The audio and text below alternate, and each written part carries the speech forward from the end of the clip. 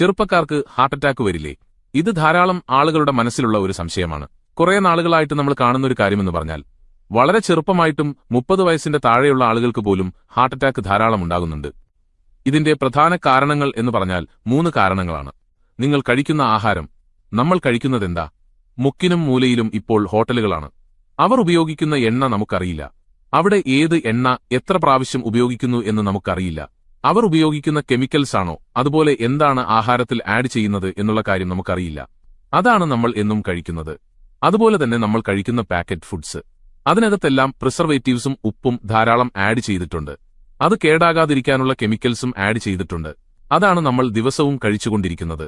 അമിതമായിട്ട് നമ്മൾ അനങ്ങുന്നില്ല, അവിടെ തന്നെ ഇരിക്കുകയാണ്. ഫുൾ ടൈം ഇരിപ്പാണ്. നമ്മുടെ ശരീരം മൂവ് ചെയ്താൽ മാത്രമേ നമ്മുടെ ഹാർട്ട് സ്ട്രോങ് ആവുകയുള്ളൂ. നമ്മുടെ ഹാർട്ടിൽ ബ്ലോക്ക് ഉണ്ടാകാതിരിക്കണമെങ്കിൽ നമ്മൾ നല്ലവണ്ണം നടക്കുകയും നല്ലവണ്ണം വ്യായാമം ചെയ്യുകയും ചെയ്യണം.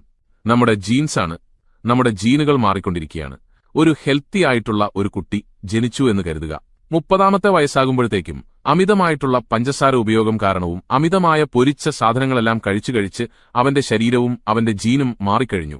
അവനുണ്ടാകുന്ന കുട്ടി ഹൈ റിസ്ക് ആണ് ഡയബറ്റിസ് ഉണ്ടാകാനും കൊളസ്ട്രോൾ ഉണ്ടാകാനും ഹാർട്ട് പ്രോബ്ലം ഉണ്ടാകാനും. അങ്ങനെ നമ്മൾ ജീനുകളെ മോശമാക്കി അടുത്ത ജനറേഷനിലോട്ട് മാറ്റിക്കൊണ്ടേയിരിക്കുകയാണ്. ഈ 3 കാരണങ്ങളും വളരെ ഹൈ റിസ്ക് ആണ്. ഇത് മനസ്സിലാക്കിയിരിക്കുക, വളരെ കാര്യമായിട്ടെടുക്കുക. പല മരണങ്ങളും നമുക്ക് തടയാനായിട്ട് ഹെൽപ്പ് ചെയ്യും. ധാരാളം ആളുകളുടെ അറിവിലേക്ക് ഇത് ഷെയർ ചെയ്തു കൊടുക്കുക. ഡോക്ടർ